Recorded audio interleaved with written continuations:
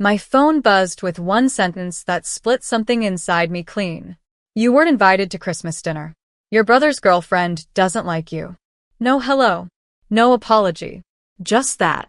And this, after I had invested $120,000 into their collapsing business. No interest. No ownership papers. Just trust. My name is Danielle Harper. And from wherever you're watching this, stay with me. Have you ever realized too late that your love was being rented, but your worth was never owned? I stared at that text for a full minute, thumb hovering, pulse hammering. Then I typed 2 letters. Okay. And with that, I became a ghost. Not one that haunts, but one that removes. I opened a folder labeled Family Expenses on my cloud drive. 157 receipts. All tied to them. Gas money. Invoices. Late fees I'd paid without being asked.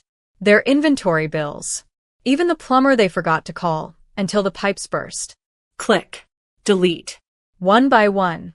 Not out of pettiness, but clarity. Because that text wasn't just a rejection. It was a revelation. I'd always been the problem solver. The wallet. The too intense sister. Who asked for basic respect and got silence in return. But this time, I didn't argue. I didn't call. I didn't ask who made the decision. I just canceled every automatic payment. Hooked into their business. Payroll? Frozen. Suppliers? Notified. Utilities? Due in 48 hours. They thought I would break. Instead, I disconnected life support. By midnight, my father had called 5 times. Mom left a voicemail in her carefully crafted worried tone. Sweetheart, there's been a misunderstanding. And my brother? He texted. You're seriously doing this over a dinner invite? No. Not over a dinner. Over a lifetime of being told. You're only welcome when you're useful. So, I powered down my phone, made a mug of cocoa, and watched snowfall from a place where no one could disinvite me from my own peace. Because they canceled my seat at the table. And I canceled the table's foundation. By morning, I woke to chaos I didn't have to clean. 12 missed calls. 6 texts from my mother. 2 from my father, both in all caps. Danielle, the electric bill didn't go through. Where's the supplier payment? They're threatening to walk. Your brother didn't know what she sent. It was her idea. We can fix this. Fix. That word again. Like I was a tool they could reach for. Whenever their neglect grew teeth. But I wasn't a wrench. I wasn't glue. And I sure as hell wasn't their financial oxygen anymore. I sipped my coffee slowly. The silence felt rich. Like I had bought myself back. My name wasn't on their business. But my money had been. And now? My silence was the loudest partner they ever ignored. My mother called again. I let it ring. Then she tried guilt. If the lights go off, we'll lose everything. I remember her voice just days ago, saying, just don't come. It'll make her uncomfortable. As if I was the inconvenience, not the woman who funded their failures, while they handed me crumbs of tolerance. So I emailed the accountant. Effective immediately, I withdraw all informal investments in Harper Family Mercantile. Please notify all vendors of my exit and redirect outstanding balances to Raymond and Patricia Harper. Danielle Harper. A clean, sharp exit. Not angry. Not loud. Just final. And while they scrambled, I cleaned out the one thing I never dared touch before. My emotional debt. I unfollowed them on socials. Deleted the group chat. Blocked every number but Ava's, my niece. The only soul in that house who'd ever said, you matter. That afternoon, a letter arrived. Handwritten. From my father. Don't let one dinner destroy a lifetime of support. I almost laughed. A lifetime of support? From me to them. They fed off my loyalty and starved me of belonging. So, I tore the letter in half. Dropped it in the shredder. Because their business wasn't the only thing collapsing. The illusion that I owed them forever?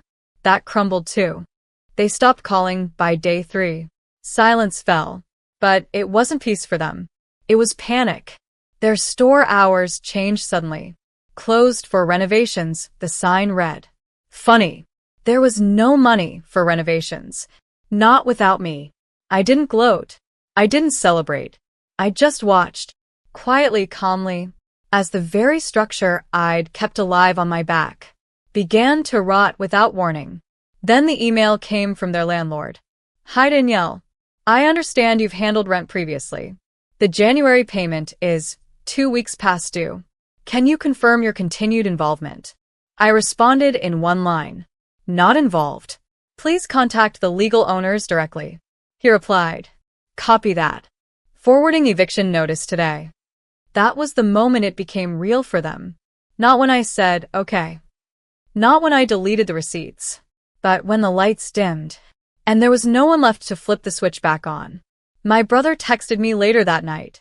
You really let a girl you don't even know come between us? I stared at the screen. This wasn't about her. It never was. It was about every single time they chose someone else's comfort over my existence.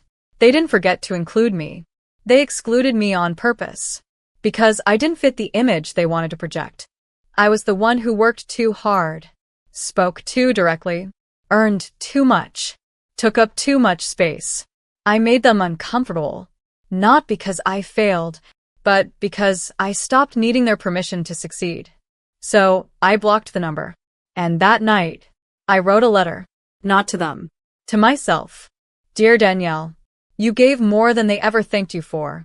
And when they dismissed you, you chose dignity over desperation. You don't owe anyone a second chance. When they never cared enough to show up for your first. I sealed it in an envelope. Put it in a box labeled, read when you start to doubt yourself. Because the only investment I was making now was in my own healing. Let the business fall. Let the lights stay off. Let the silence grow. They didn't want me at the table. So I built one where only love gets a seat. The knock came on a Thursday. Soft. Then loud.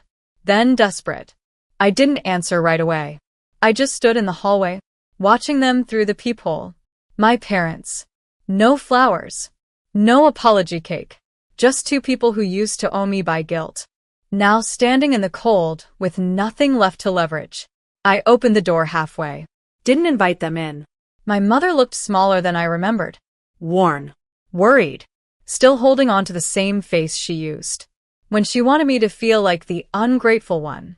Sweetheart, we just need a little help. Your father's been trying to save the business. And I know we said things we didn't mean. I nodded slowly.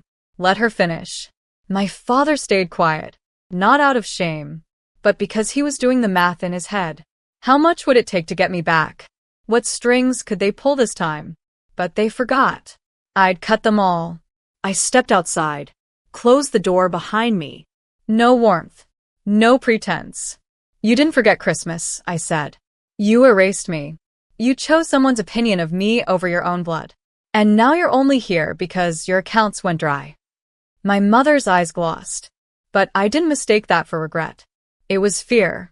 Fear of losing the resource, not the daughter. Please, she whispered. We can't do this without you. I held her gaze. You should have thought of that before you let someone who just met me convince you I didn't belong in your home. They stood there, silent, finally facing the weight of what they'd thrown away. And for the first time in my life, I didn't feel like a bad daughter. I felt like a free woman. I didn't yell. I didn't cry. I just turned, opened my door, and said the calmest words I've ever spoken. This home is built on love and respect. You won't find what you're looking for here. And I closed the door, not to punish, but to protect what I've finally begun to build. A life where my worth isn't borrowed, bartered, or silenced. They didn't show up again after that. No more knocks. No more texts. Just silence. But this time, I didn't feel abandoned. I felt clear.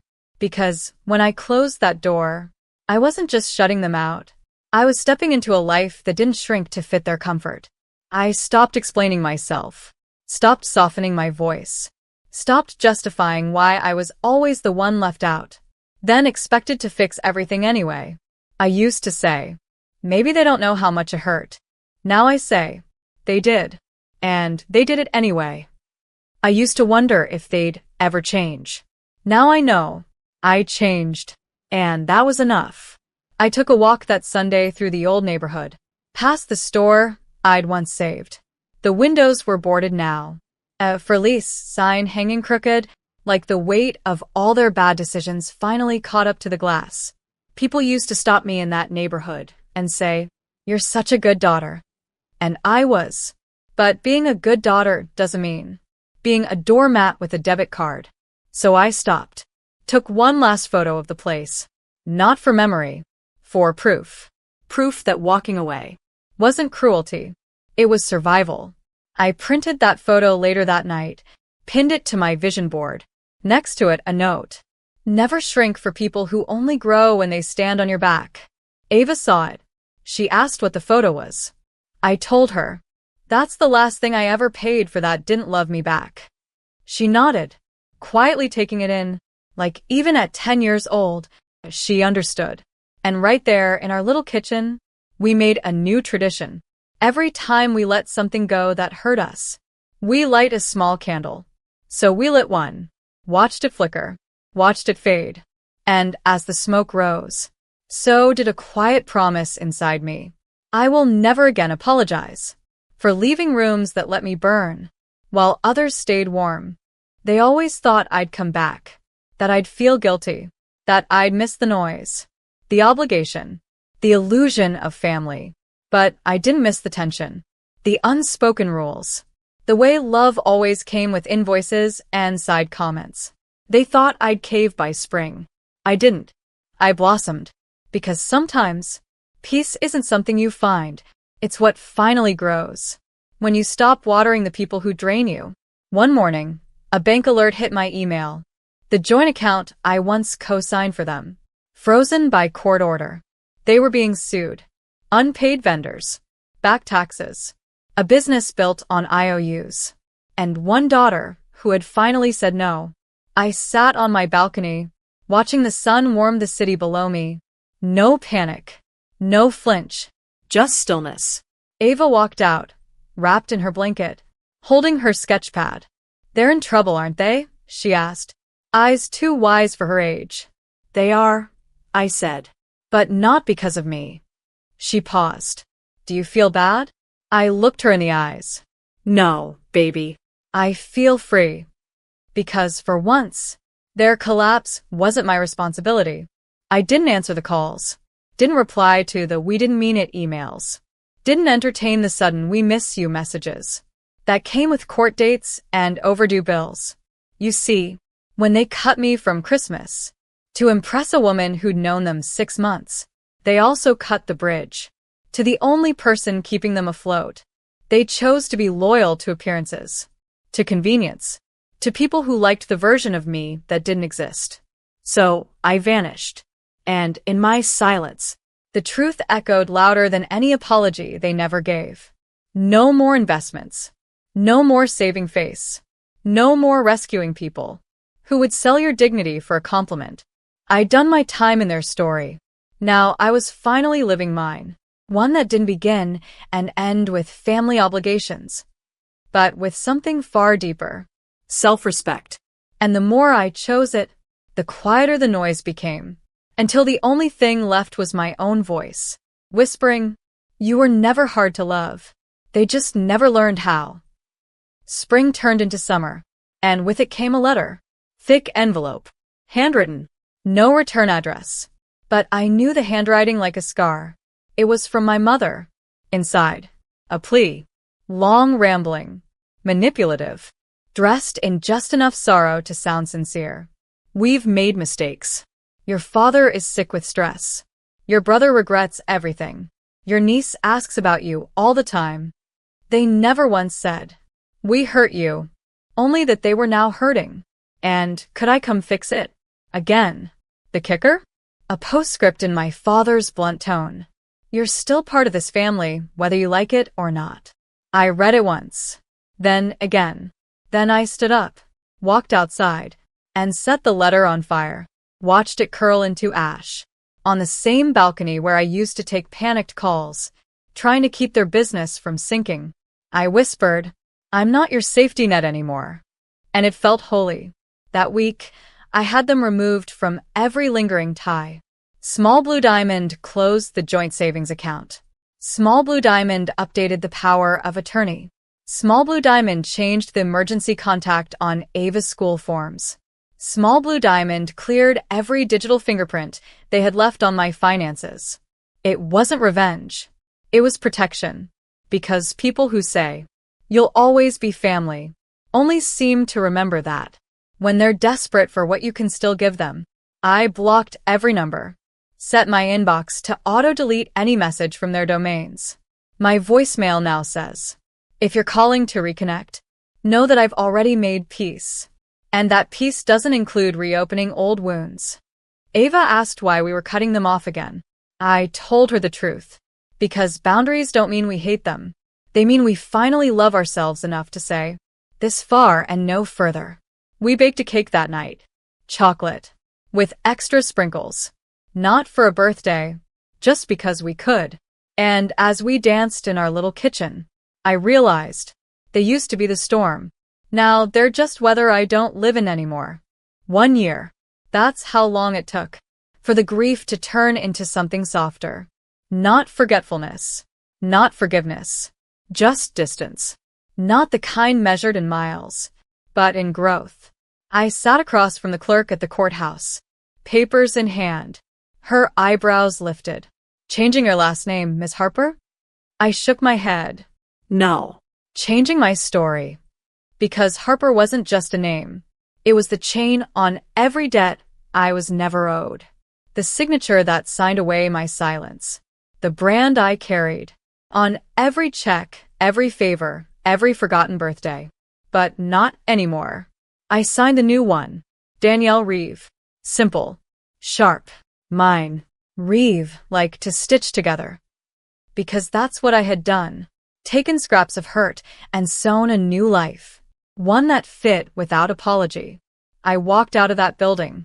With no family behind me, but more freedom than I'd ever known. No more saving people who only remembered me when they were drowning. No more dinners I wasn't welcome at. No more conditional love. My daughter Ava greeted me at home with a bouquet of paper flowers she made. "Happy New Name Day," she said. "You don't belong to them anymore." I pulled her into my arms. "Baby, I never did." We baked cookies, watched old cartoons, lit a candle, not for mourning, but for becoming. Later that night, I opened a blank journal, wrote one sentence on the first page. "This is where the real story starts." And I meant it. Not because they stopped calling. Not because I changed my name, but because I no longer needed to be loved by people who couldn't even see me. I am the woman they couldn't break. The silence they couldn't shame. The daughter who didn't burn the bridge. Just walked across it and never looked back. No revenge. No courtroom drama. No public meltdown. Just a woman who said, "Okay," and then quietly reclaimed her entire life. "Christmas is off. Expect a call from my lawyer." That was the voicemail waiting for me on a quiet Tuesday morning. No hello. No explanation. Just that. My father's voice, once comforting when I was little. Now sharp, calculated, and ice cold. I played it twice, not because I didn't hear it right, but because I couldn't believe it was real. I stood in my kitchen, holding a cup of coffee that had gone cold, blinking at the phone screen like maybe it would change its mind. But there it was, plain and brutal. One voicemail. 7 seconds. A lifetime of cracks finally shattering. 10 minutes later, another message came in. This time from my mom. "You've really done it now," she said. I could hear the smirk in her voice. That smug tone she always used when she thought she'd won. "Now you've lost everything." No context. No reason. No kindness. Just that sentence. Cold. Dismissive. Final. I didn't argue. I didn't ask what I had apparently done. I didn't even bother defending myself. I just typed 2 words into the group chat we used for family plans. Understood. And I hit send. That was it. No exclamation mark. No explanation. I kept it short because, honestly, what else was there to say? This was how they treated me, their daughter. The one who co-signed their mortgage. The one who paid half their utilities when things got tight. The one who loaned my brother 10 grand and never got a thank you.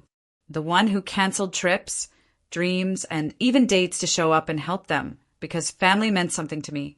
But apparently it didn't mean the same to them. There was no fight, no betrayal on my part, no secret sin to justify this ambush. Just quiet resentment that must have been growing under their roof until it boiled over into that voicemail, into that smirk. My mom's face flashed in my mind, perfectly powdered, sipping wine at last year's Christmas dinner while I scrubbed dishes in her kitchen. And now she had the nerve to say I'd lost everything?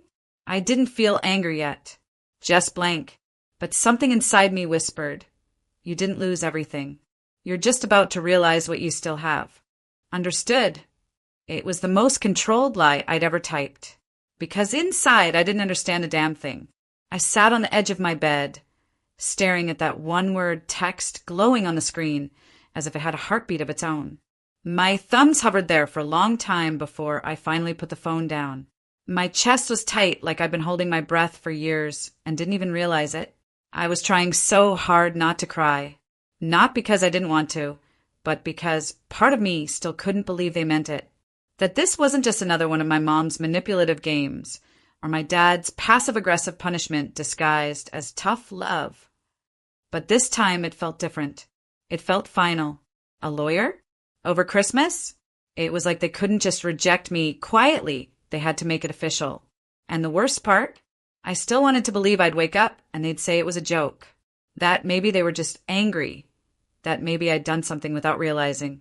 I replayed every recent conversation, every text, every moment I could remember, trying to trace the fault line that had cracked open.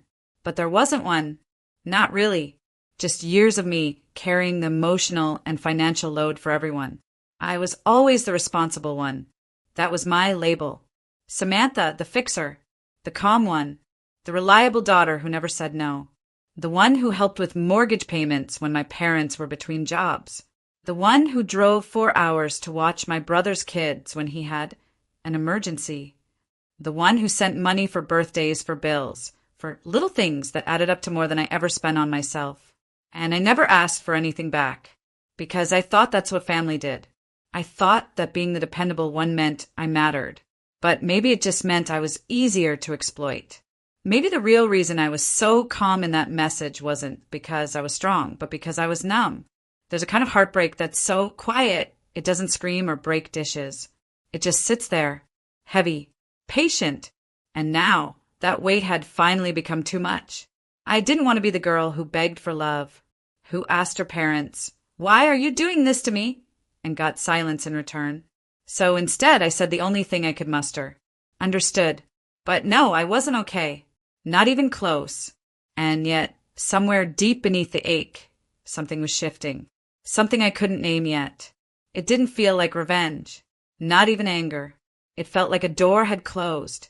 And maybe, just maybe, I was the one who would walk away for good this time. As I stared at the screen of my phone, I couldn't help but drift back in time to every little moment that had led to this. Every subtle shift, every unspoken rule. It wasn't just today. It was the culmination of years of being the backup daughter. Growing up, my brother always had their attention. He was the golden child, the one with the potential, the one who could do no wrong. And no matter how hard I tried to show them that I was just as capable, just as deserving of their love, I was always the one who had to pick up the pieces. I could still hear my mother's voice ringing in my ears. "Samantha, can you just co-sign the house for your brother? He's struggling with the down payment, but you're the responsible one. You'll make it work, won't you?" "I'll make it work, won't you?" Of course I did. Because what was I supposed to say? No. I didn't even have the heart to refuse. He was my brother. They were my parents. And somehow I convinced myself that this was just what family did. They leaned on you and you didn't complain. But the problem with always being the fixer is that you never get fixed yourself. There was no room for my own dreams, my own goals, when every conversation seemed to revolve around someone else's problems. The house, the car, the bills. Always something I had to save. I remember the time when we were sitting around the dinner table. My mom casually brought up my brother's career troubles again. She sighed dramatically and glanced at me. Samantha, you know your brother could have gone further if he'd had your work ethic. But I don't know. He's trying, but he's not as dependable as you. Thank God for you. I'd smiled back, a tight smile, the kind you give when you're trying to swallow a lump in your throat. I didn't even protest anymore. Not when I knew they didn't expect me to be anything but good, anything but the reliable one. It was easier to just nod and accept my role. But what did it ever get me? I was the one who handled all the financial pressure, who worked overtime, who loaned money, who showed up and quietly disappeared into the background when the spotlight was on someone else. And it wasn't just money. It was the emotional weight, too. I'd watched as my brother and his wife got endless attention from our parents. Their birthdays, their anniversaries, their struggles, their successes. Meanwhile, my accomplishments were met with silence or fleeting praise. I'd gotten into a prestigious college, but instead of celebrating me, they asked, "Do you think you'll be able to help us out more once you graduate?" When I launched my business, they barely acknowledged it. I didn't realize it at the time, but that's when the cracks started to form. That's when the slow betrayal of my trust began. I kept pushing it aside, thinking maybe I was imagining it, that maybe I was being overly sensitive. But now, sitting here, the truth was undeniable. They had been taking from me emotionally and financially for years, and I had let them. And now they were gone. Gone, until they needed me again. I walked into the bank with a steady breath, my hands cold against the leather of my purse. The high, polished ceilings, the soft murmur of quiet conversations, the reassuring hum of daily business. It all felt surreal, like I was moving through someone else's life. The tellers were smiling, greeting the people coming and going. But inside, my heart was a storm. It had taken so much to get to this point, so much strength that I didn't even know I had. But the decision had already been made. I was done. I approached the counter, greeted with the same polite smile. "How can I help you today?" "I need to speak to someone about removing my name from a mortgage," I said, my voice calm, almost unnervingly so. The teller didn't question me. This was standard business. She nodded and directed me to the private office at the back of the bank. It was a small, quiet room with a large desk and a computer. Everything about it was sterile, everything except for the decisions that were about to be made in this space. I sat across from a woman in her 30s, her glasses perched low on her nose as she clicked away on the keyboard. I felt a cold rush of anxiety in my chest, but I squashed it. I had done the research. I knew exactly what I needed to do, and I would do it. "I'm here to remove my name from the mortgage," I repeated, watching the woman carefully.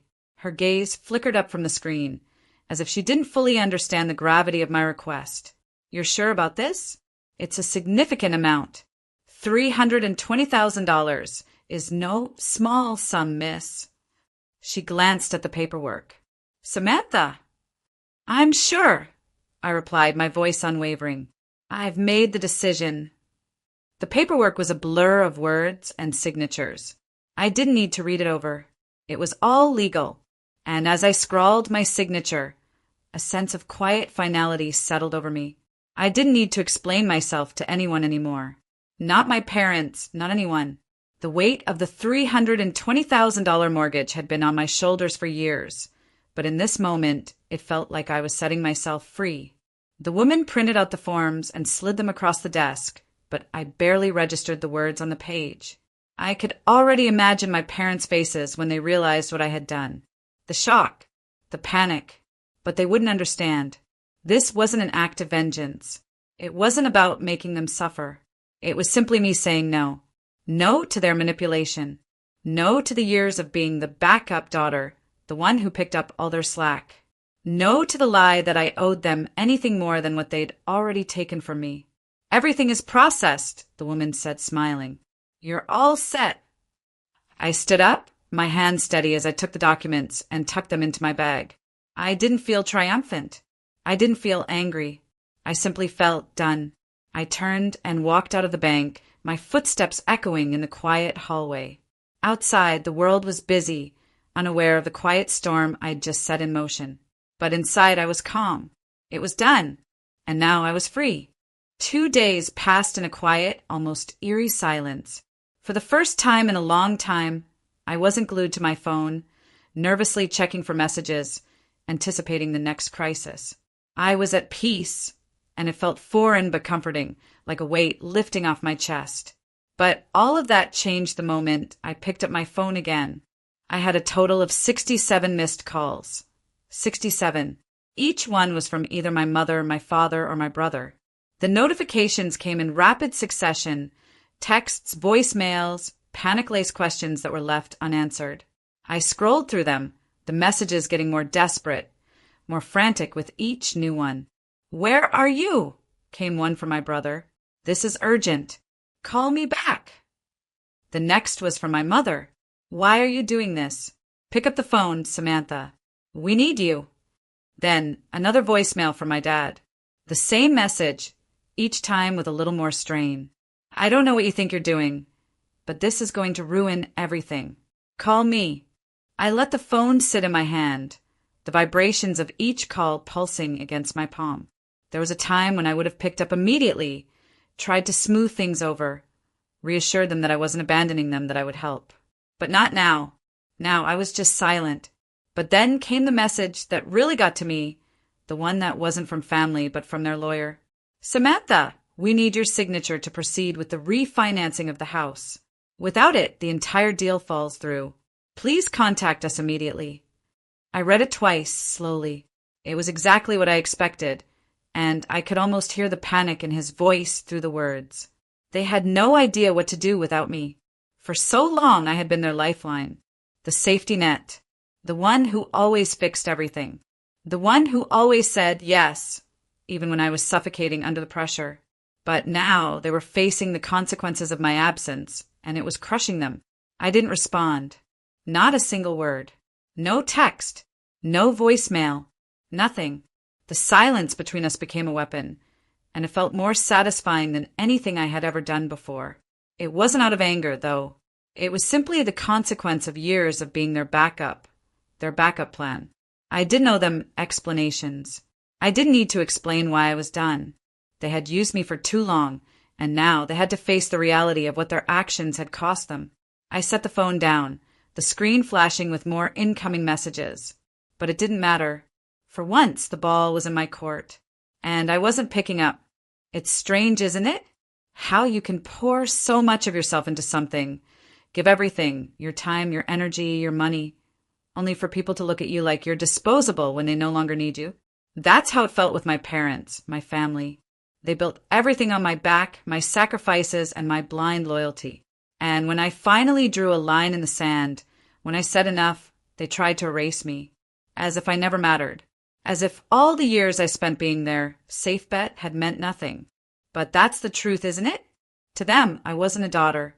I was an insurance policy, the one they called on when things got tough, the one who never said no, the one who always made everything work out, even when I was running on empty. It was never about love. Not really. It was about what I could give. And I gave. I gave more than I ever should have. I gave up my savings. I co-signed that $320,000 mortgage, knowing full well that the burden would fall on me when things got tough. I sacrificed years of my own financial stability to make sure they were comfortable, never thinking to ask, "What about me?" And when I couldn't anymore, when I finally realized that I wasn't their savior, I was just their tool, their crutch, their backup, that's when everything changed. But here's the thing they didn't expect. I didn't need them to fix it. I didn't need their approval. I didn't need them to come to their senses and apologize. I needed none of it. I had already started moving on, quietly, without fanfare, without drama.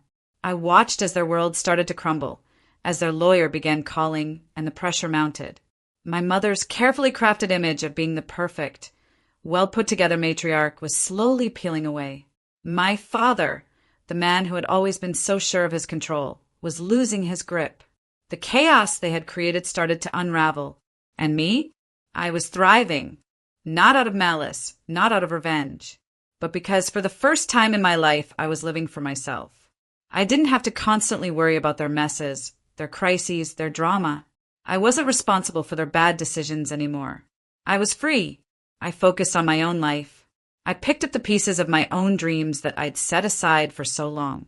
I started a new business, something I had always wanted to do, but never had the time for.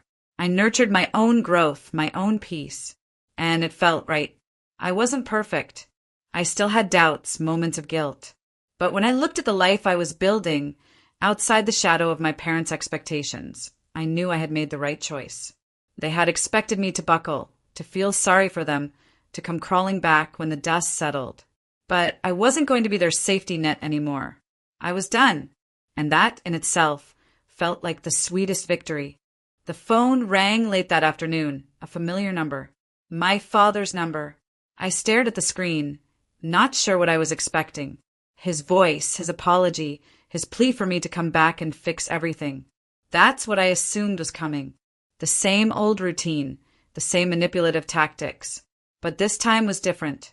This time, I wasn't in a hurry to answer. I took a breath, stared at the missed calls, and eventually pressed accept. Samantha! My father's voice was soft yet urgent. We need to talk. Can you meet me tomorrow? I'll come to you. I sat in silence for a moment, letting the weight of his request settle. Why? So you can lecture me again? So you can guilt-trip me into coming back and doing everything for you? No, thanks. Please, just let's talk, he begged. I'm not asking for money, I'm asking for you. For the family. You know I can't fix this without you. I could feel his desperation in every word. My mind raced, but I kept my voice steady. Fine, we can talk. But this isn't about fixing anything. It's about accepting that everything has changed. We arranged a time. The next day, I prepared myself, not for the emotional outburst that I expected, but for something else entirely. When they arrived at my house, my father's face was drawn with worry, but there was something else behind his eyes. Guilt? Regret? Or maybe just the weight of his pride crumbling. My mother, on the other hand, was all smiles as if nothing had happened. She stood there, her usual facade of perfection in place. Samantha, sweetheart, my mother cooed. You've made such a big deal out of this. It's just money after all. Don't be so dramatic. I almost laughed. Almost. It wasn't even funny anymore. I stood up and walked toward the living room, motioning for them to sit down. I stayed standing, looking down at them like I was some kind of stranger. And in a way I wasn't their backup anymore. I wasn't their problem solver. Sit down. I'll make this quick, I said calmly. They both looked at each other, unsure. My father's eyes darted between me and my mother, waiting for her to step in, but she didn't. I wasn't the daughter they once knew, and it was clear to both of them now. You fired me, I said slowly, letting the words sink in. You've been doing it for years, using me, expecting me to come through every time you messed up. And I did. I gave. I co-signed that mortgage. I bailed you out. I picked up the pieces every time you asked. And you know what? I didn't get a thank you. Not even once. Not even a sorry. My mother shifted in her seat, clearly uncomfortable, but I pressed on. You never once thought about how much I sacrificed for you. You only cared about yourselves. And when I finally had enough and said no, you showed your true colors. You didn't apologize. You didn't try to understand. You just expected me to keep doing the same thing I've always done. But here's the thing. I'm not your safety net anymore. My father was silent, his face red, but there was nothing he could say that would change anything now. My mother, on the other hand, looked at me, her eyes cold. Fine, I said, my voice unwavering. I just accepted the termination. I'm done. The silence hung heavy in the air as I let the truth sit between us. There were no tears, no arguments, no dramatics, just cold, hard reality. You wanted me to fix everything? Well, I'm not going to, and you'll have to learn to live with that. I turned and walked away from them, out of that suffocating room and into my future. The future I had been building without them. It had been a year since everything had changed, a year since I let go of the weight that had been holding me down my entire life, a year since I finally said enough. Christmas rolled around again, and this time it felt different. I wasn't rushing around, trying to meet everyone's impossible expectations. I wasn't dealing with the strain of pretending to be someone's savior, always playing the role they wrote for me. Instead, I was sitting in my new apartment, the Christmas tree twinkling softly in the corner, the warm scent of cinnamon and pine filling the air. It was peaceful. It was mine. The apartment wasn't anything grand. It wasn't the mansion they had expected me to live in, the one they thought I should have. But to me, it was everything. It was freedom. It was choice. It was the first Christmas in years where I felt truly at home. I was surrounded by new friends, the people who actually cared about me, the ones who didn't see me as a safety net, but as a person. A woman. Not an ATM. Not a tool. But me. Samantha. The real me. They'd brought food, laughter, and love. There were no arguments, no tension, no expectation that I would fix everything for everyone. No looming threats of lawyers or accusations. Just joy. A family of my choosing, my own little corner of the world where I was appreciated for who I was, not what I could give. As I settled into the couch, sipping my wine and listening to the soft laughter around me, my phone buzzed. One glance at the screen told me exactly who it was, my mother. I couldn't help the small smile that crept across my face as I saw the message. She'd written, "Samantha, we know things have been difficult, but it's Christmas. Please, could you help us? We need a holiday miracle." I stared at the screen for a moment, the words weighing nothing more than empty promises that had filled my life for years. I felt no anger, no resentment. I simply felt calm. And maybe just a little sad for them, for how they would never understand what they had lost. The old me would have felt guilty. I would have debated calling her back, trying to fix things again, bending over backward to make them happy. But not this time. This time, I knew that the love I had been giving them for so long had never been reciprocated. I knew my worth. I didn't need them to validate me anymore. Instead, I smiled, not in anger or pride, but in peace. I set the phone down without replying and let the message fade into the background. I looked around at the people I was surrounded by, people who chose me, and I realized that I had everything I needed. I had my peace, my independence, and a love that was truly unconditional, the love I had been craving for so long. I gave myself the holiday miracle I had spent my entire life looking for. I didn't need them to come around, to suddenly get it, to apologize. I was enough. I always had been. So I turned my attention back to the people in the room, letting their laughter fill the air, the sound of joy and warmth surrounding me. And in that moment, I knew deep down I had made the right choice. Christmas would never be the same, but this time it was perfect, because I had given myself the greatest gift of all, peace.